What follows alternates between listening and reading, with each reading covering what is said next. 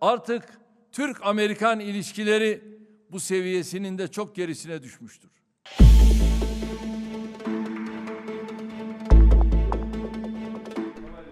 Hobbata Европа визитта хауш президент Джо Байден цанқийтагау Туркуачуен президент Эрдоган Реджепс. Цуноляцхан бу Американ азпорталу кайцянте төш. Мангалбет дейтолчу хирдол цанқийтардахурду Брюсселя Натан саммит тайвечхена шин лидерин юqa жимтам увертин юqметик шоуш. Эрдоган дагавар қамелді Байден Американ президент дәрже дағуатчултя дуқани әлі.